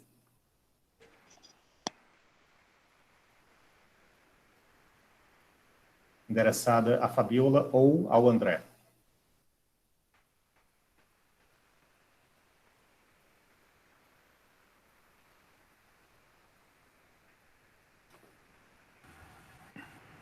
Boa tarde. Boa tarde. Meu nome é Joyce, eu sou estudante de pedagogia. Eu fiz a pergunta no chat, mas eu vou fazer pessoalmente, pode ser para qualquer um dos dois. Que é assim, a questão da imagem do afeto, tem a questão que acabam cinemas, séries, filmes, acabam romantizando coisas que não devem ser romantizadas. Exemplos, relacionamentos abusivos, que é o caso até de uma série que eu estou assistindo, que é Diário de um Vampiro, que eles meio que romantizam um relacionamento que claramente é abusivo. Então, o que fazer em relação a isso? Como tentar conseguir enxergar e pessoas que veem isso como um relacionamento, tipo, bonito, perceberem que não é, perceberem que a questão da imagem, a imagem do afeto também podem ter armadilhas que temos que ficar atentos para acabar não romantizando o que não devemos. Boa. Muito boa. Muito E boa. a professora Márcia Flauzino, eu acredito que ia fazendo uma pergunta. Ligou o microfone, falou e desligou. É isso, professora Márcia? Olá, não sei se vocês me veem, eu ativei a câmera e o microfone. Estão me ouvindo? Vendo e ouvindo. Sim. Sim. Então tá bom. Em primeiro lugar, eu quero dar os parabéns pela excelente apresentação dos dois, né, do André e da professora Fabíola. É muito instigante, realmente, e eu ando afastada um pouco da vida acadêmica, tem uns 7, 8 anos, e eu achei que vocês me instigaram a retomar algumas leituras a partir das categorias que vocês utilizaram para expor o pensamento de vocês. Eu retomo uma pergunta, e agora eu quero fazer essa pergunta para os dois. Tenho acompanhado, assisti heroicamente os 4 dias da convenção dos democratas e depois os 4 dias da convenção dos republicanos, que eu confesso, não consegui ver tudo, que era mentira repetida, dava para ver uma vez só. Mas a minha pergunta é a seguinte: na Convenção dos Democratas, eu vi uma tendência a falar de empatia e de esperança. Na Convenção dos Republicanos, uma tendência a falar do ódio e da separação e do medo. Os afetos são sempre políticos, independente do discurso da política? Como é que essas duas forças podem, a esperança e o medo, podem, lutando entre si, porque são duas faces da mesma moeda, como é que a gente pode fazer, a partir dos afetos, a esperança vencer? É uma pergunta difícil, eu sei que é de US$ 1 milhão, mas, enfim, vocês estão aqui, eu vou aproveitar a oportunidade. Muito obrigado, Márcia, Tem umas que... participação. André? Tô doido para falar. Tá. Então, agora é a rodada final, ok? Com o Fabíola e o André respondendo, comentando as perguntas e se despedindo. André, a palavra é tua. Primeiro, eu não sei se eu consigo responder tudo mesmo, porque as anotações também ficaram meio bagunçadas. Eu anotei um pouco das perguntas faladas e um pouco das perguntas escritas. Então, talvez fique um pouco caótico, mas vamos lá. E talvez não fique muito desenvolvido, apenas alguns apontamentos, né? Então, a primeira delas, assim, a que mais me pegou já desde o começo é o tema da esperança. Infelizmente, eu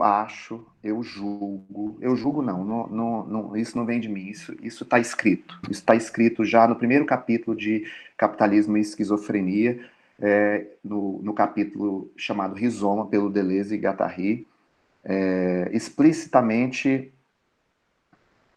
reprovando a noção de esperança. Classificando a esperança como um mau afeto, não como um bom afeto. Né?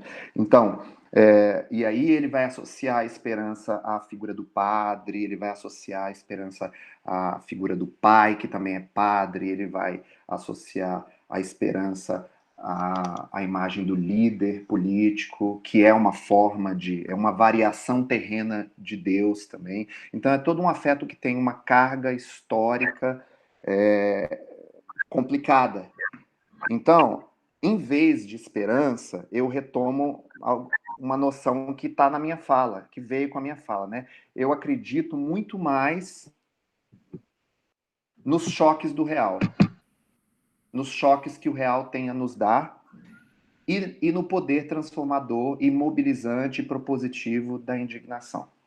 Se você for atrás da etimologia esperança é esperar passivamente, aguardar. É um afeto que tem uma carga católica, augustiniana, indelével. Não tem como a gente desassociar. E a etimologia das palavras fala muito da essência dos afetos. Então, eu entendo a esperança muito mais como um mau afeto do que como um bom afeto. Um afeto que te mobiliza em vez de te botar para... Sabe a potência de vida? A potência de vida que a gente falou muito, eu e a Fabíola, potência de vida está diretamente relacionada com a ideia de ação. E a esperança é diametralmente oposta a isso. Bom, é isso. Eu queria falar também sobre a questão trazida pela professora Márcia Flauzino sobre geologia como o estudo da origem da vida. É curioso que essa geografia, essas ciências, né, tão esquecidas como geografia e geologia, elas têm hoje tanto a nos ensinar, né? A melhor definição de afeto que eu conheço, que eu pude utilizar na minha tese de doutorado, vem de um geógrafo, Steve Pyle. É o cara que melhor definiu, colocou a diferença entre afeto, sentimento e emoção, dizendo que eles estão num nível de cognição até chegar no afeto, que é um nível de não cognição. O afeto é não cognitivo, ele não pode ser compreendido, ele pode apenas ser percebido vibrando no corpo. Enquanto a emoção e o sentimento, eles podem ser traduzidos, podem ser explicados. Está aí a psicologia para fazer isso. Né? Afeto não é um fenômeno da área da psicologia. Né? É da filosofia. Então, voltando à geologia e à geografia. A filosofia, a história da filosofia está muito permeada, principalmente nas obras do Bachelard e do Nietzsche, com a natureza e com a geologia, né? Com a pedra, com as matérias terrestres, que são matérias de recuperação da alma humana. Nietzsche fala claramente sobre o poder curativo das pedras, e como as pedras são o Sloterdijk também fala isso, que os blocos errantes, as grandes montanhas, que a gente precisa parar diante, com respeito, diante das grandes montanhas, das pedras, dos rochedos e das árvores, para aprender com eles. Para aprender sobre o Dasein, sobre o estar aqui agora no mundo, que afinal de contas o Sloterdijk é um heideggeriano, então toda a obra dele gira em torno da compreensão do estar aqui no mundo, jogado no mundo, literalmente, solto no mundo, aqui e agora. Então, esse envolvimento da filosofia com geologia, com geografia, ele diz respeito eminentemente à compreensão. Eu não quero usar um termo aprender, né? Eu não quero aprender com as pedras, aprender com as montanhas, aprender com as rochas, com as árvores, com a terra. Não é exatamente isso, mas trocar energias. É holístico mesmo. É holístico. É isso. Eu não sei se eu respondi também, são consideradas um pouco vagas, talvez, mas uma aluna que entrou fez uma pergunta muito interessante, porque isso é uma das bases argumentativas da minha teoria, né? Que é filme de afeto, mas às vezes o que tem ali são reprodução de clichês nas imagens, e muitas vezes a gente não está vendo nas imagens. Quer dizer, qual é o nome dela mesmo? Eu queria me dirigir diretamente a ela. Foi a que entrou pessoalmente aí agora. Joyce, sim, Joyce. É para você a resposta. Então, é preciso estar atento aos clichês das imagens. É preciso estar atento nessa diferenciação que eu fiz aqui sobre emoção e afeto. É preciso compreender o que está ali nas imagens. Se são, esquematicamente falando, se são emoções ou se são afetos. Se é energia transformadora ou se é discurso de reiteração, de clichês, de armadilhas morais, né? De melodramas. Eu acho que talvez um texto do professor Luiz Fugante, que é um famoso deleuziano da USP, ele é muito famoso, ele é um dos maiores tradutores no Brasil da obra do Guattari, junto com a Soli Ronick. Ele tem um texto assim, cujo título diz tudo. É quase como se você não precisasse, é um dos títulos de texto mais geniais, é quase como se você não precisasse ler o texto para compreender, mas obviamente lê o texto, tá disponível em PDF em diversos links aí. O título do texto é Ética como Potência, Moral como Servidão. Então é preciso você entender nessas imagens se o que tem ali são conteúdos moralizantes, morais, ou se são conteúdos éticos da ordem da potência dos corpos.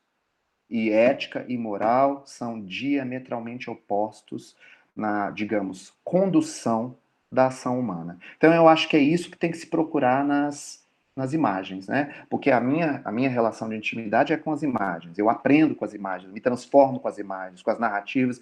O meu encontro é com os personagens, o meu encontro é com a estética dos filmes. Então, o conteúdo das imagens é muito importante. Você compreender o que é que tem ali por trás. As imagens não são neutras. As imagens não são neutras. Então, o que é que tem por trás dessas imagens? São conteúdos moralizantes, porque para escorregar de conteúdo ético para conteúdo moralista é um pulo. Né? Então, é isso sim. Cuidado com os melodramas disfarçados de histórias cool de amor, de histórias hipster de amor, de amores contemporâneos. Cuidado com filmes de amor disfarçados, filmes de amor melodramáticos disfarçados de amores contemporâneos. Só para dar um exemplo. Então, bom, enfim, tem uma questão aí sobre a política, mas eu vou passar a palavra para a Fabíola. Talvez depois eu volte, não sei. Muito obrigado, André Costa. Fabíola Calazans, você. Vamos lá. Da mesma forma, com tempo curto, as respostas vão ficar, talvez, aquém do que a gente poderia desenvolver, né? Eu vou começar pela Joyce também, que fez perguntas, depois eu termino com a professora Márcia. Essa dificuldade que a gente tem hoje, né, de pensar e problematizar a imagem, né, que já nos leva a problematizar aspectos morais, ainda mais na sociedade que a gente vive, né, pós-democrática, né, e que não favorece a diversidade, a gente pode considerar, então, já a partir de Foucault, que falava que a tecnologia é uma armadilha, a visibilidade nesse sentido, já pensando com Fernanda Bruno, que é uma colega nossa, a visibilidade ela é uma armadilha, né? Então, a imagem também pode ser uma armadilha nesse sentido, né? Então, que tipo de imagens a gente pode construir sobre essa linha no limite tradicionalista, moralizante, que vem com o governo Bolsonaro, né? E que produções de sentido a gente tem disponíveis e que a gente poderia mapear um outro tipo de subjetividade que tem sido incorporada nos discursos, né? Que novos modos de viver, ou que modos de viver outrora já ativados, têm sido reativados na contemporaneidade. Então, temos que estar realmente atentos a esses disfarces, né? A essas maquiagens.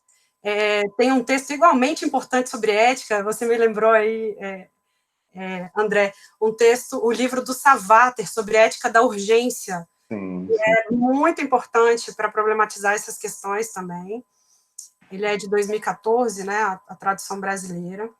E ainda com a Joyce, ela vai falar, as imagens também podem ser vistas como fora do nosso alcance, né, essa questão de frustração, de inadequação ao que é projetado, né?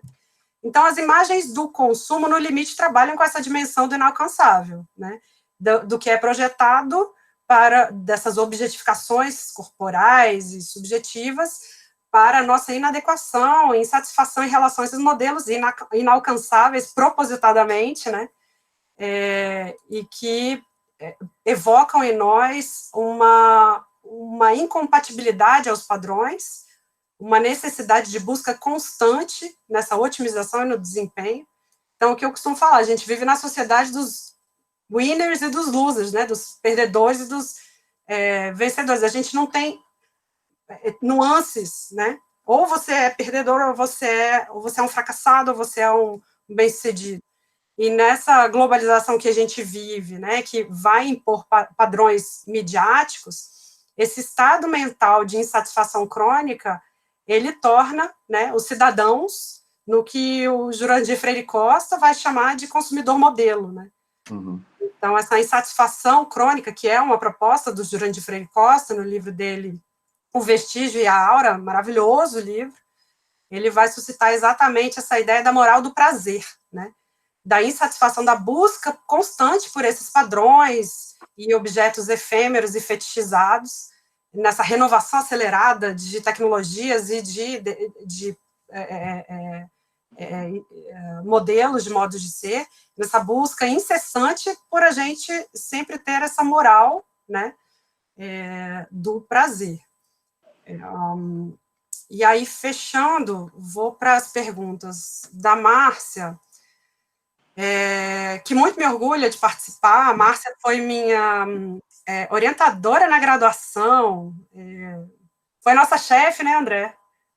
Na Uneiro, há muito tempo atrás, e esteve na minha banca de doutorado. Então, é um prazer imenso ter você aqui, Márcia. Então, nas convenções das eleições americanas, essa dicotomia está muito clara, né? É importante a gente pensar que, você pergunta, né, os afetos são sempre políticos, e como sair dessa, de certa forma, armadilha dicotômica, né? Sim, eu vou inverter, as imagens são sempre políticas, e os afetos que são dispostos nas imagens, não no sentido, porque as imagens nos afetam, né? Elas geram em nós afecções, já pensar em Bergson, né, que vai falar das afecções, das percepções, né? A gente pensa também que as imagens são sempre políticas E os afetos das imagens, então, incorporam, né, essa politização, digamos assim, né, a possibilidade da gente problematizar os afetos políticos, né. Nessa dicotomia odiosa, qual é e aí eu achei bacana você trazer o Milton Santos, eu gosto demais dos textos dele, ainda mais por uma outra globalização, que ele vai falar que a grande perversidade hoje é não ter a solidariedade, né, porque estamos carentes de diálogo, né, então, quando a gente não tem diálogo, a dicotomia se estabelece não numa dialética hegeliana, que a gente pode ter uma possível dialética, né, de tese, síntese e antítese, mas sim numa possibilidade de ampliação do ódio e do distanciamento desses muros, né, esse muro icônico que eu trouxe para vocês, né, que mostrou propositalmente, né, esse afeto político exposto numa imagem icônica que tem cores, que tem espaçamentos, que tem uma arquitetura que é imposta para essas subjetividades, né? Então, não por acaso, a gente está tendo esse tipo de imagem e esse tipo de discurso geopolítico, né? Não é brasileiro, um afeto, uma imagem, um afeto exclusivo do Brasil. É um fenômeno geopolítico. E a felicidade pode estar na imagem, né? Pensando aí Aristóteles e a ética nicômaca, né? A felicidade é uma virtude. E aí eu vou trazer, além de dialogar um pouco com Aristóteles, trazer o Rancière, né?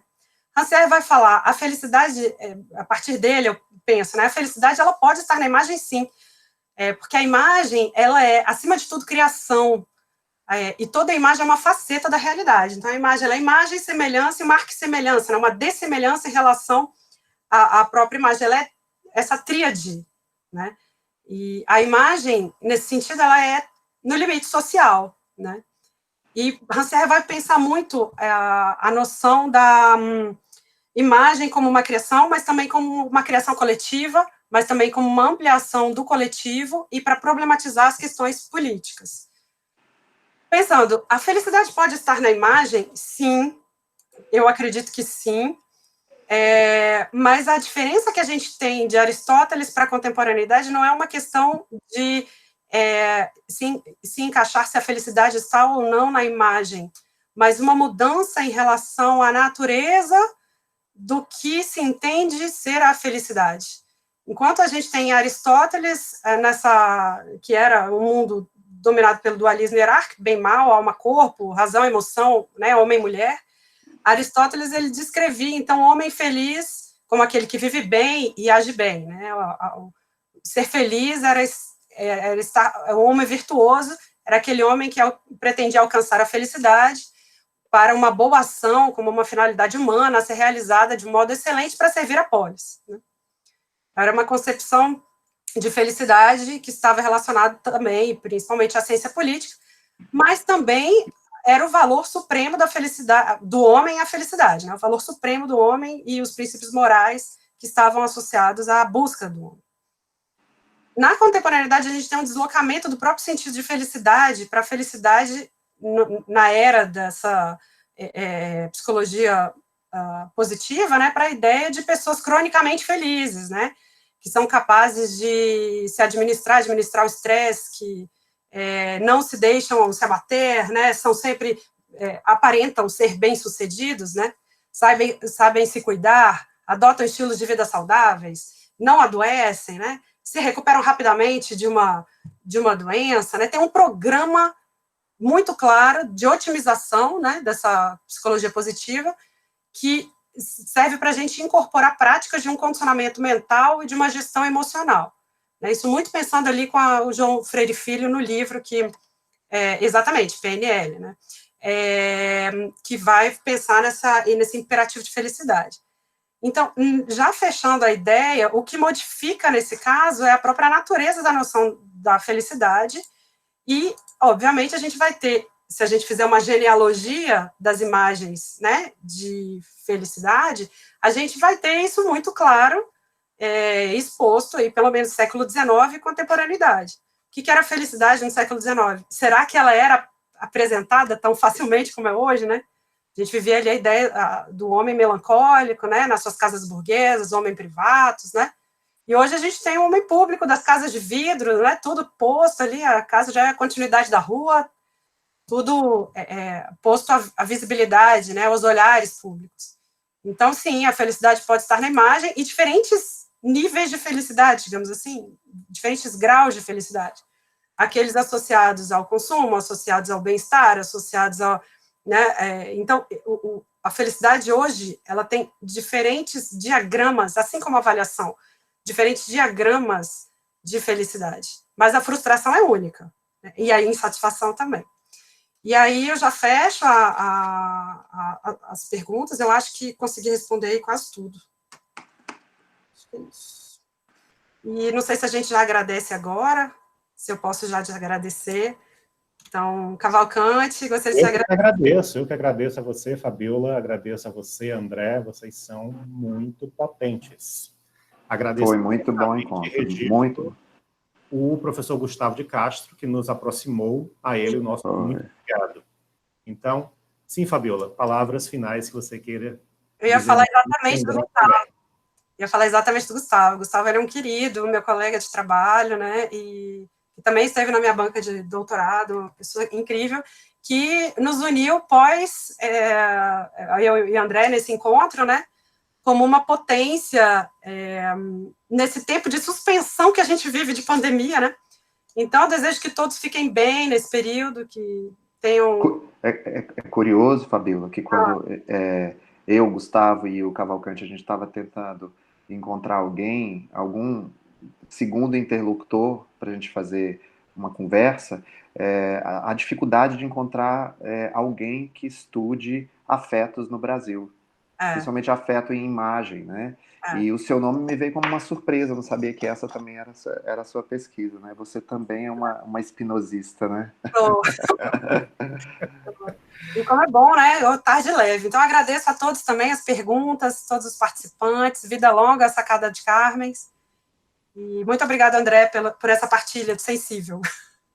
Muito obrigado, Fabiola, pelo reencontro. Cavalcante, obrigado também pelo interesse nas nossas pesquisas. Obrigado ao Gustavo por agenciar esse encontro. Foi uma tarde deliciosa. Márcia Flauzino também. Nós já trabalhamos, eu fazia mestrado na UNB em 2003, você transitava por lá, a gente não se encontrou em sala de aula, mas você é uma referência ali na comunicação. Obrigado pela presença e a todos os amigos que aceitaram o convite aí e apareceram para ouvir. Principalmente a vocês que nos acompanharam até agora, na Sacada da Carmens hoje, que teve como tema afetos e imagem. E voltamos daqui a 15 dias. Obrigado, gente. Obrigado, Cavalcante. Um grande abraço. Tchau, tchau, tchau, Fabiola. Até logo, gente.